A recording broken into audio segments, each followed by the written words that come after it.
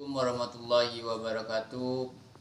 Perkenalkan, nama saya Ihsan Irfandi. Saya akan menjelaskan materi tentang kelompok 4. Yang pertama adalah pengertian dan ruang lingkup ekonomi Islam. Ekonomi Islam dalam bahasa Arab diistilahkan dengan al-iqtisad al-Islam. Al-iqtisad secara bahasa berarti al-qabda, yaitu pertengahan dan berkeadilan. Sistem ekonomi Islam adalah suatu sistem ekonomi yang didasarkan pada ajaran dan nilai-nilai Islam. Sumber dari keseluruhan nilai tersebut adalah Al-Quran, Sunnah, Ijma, dan Qiyas. Nilai sistem ekonomi Islam ini merupakan bagian integral dari keseluruhan ajaran Islam yang komprehensif dan telah dinyatakan oleh Allah SWT sebagai ajaran yang sempurna. Yang kedua, sistem ekonomi kapitalisme. Ekonomi kapitalisme adalah sistem perekonomian yang memberikan kebebasan secara penuh kepada orang untuk melaksanakan kegiatan perekonomian secara produksi barang, distribusi, konsumsi, dan lain sebagainya.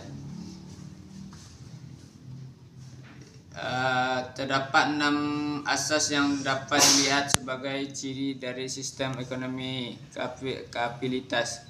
Yang pertama adalah hak milik pribadi. Dalam sistem ekonomi kapitalitas, alat-alat produksi atau sumber daya ekonomi seperti sumber daya alam, modal, dan tenaga kerja dimiliki oleh individu dan lembaga-lembaga swasta. A. Kebebasan berusaha dan kebebasan memilih. Dalam ekonomi kapitalis, maksud kebebasan berusaha adalah kegiatan produk yang didapat dengan bebas dilakukan oleh siapa saja. Motif kepentingan diri sendiri. Kekuatan utama dari sistem ekonomi kapitalitas adalah motivasi individu untuk memenuhi kepentingan keuntungan diri sendiri. Persaingan. Sistem persaingan bebas merupakan salah satu lembaga penting dari sistem ekonomi kapitalis. Setiap individu atau pelaku ekonomi swasta, baik pembeli maupun pengusaha.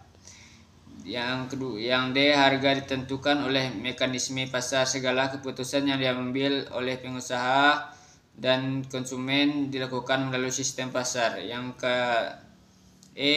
Peranan terbatas pemerintah.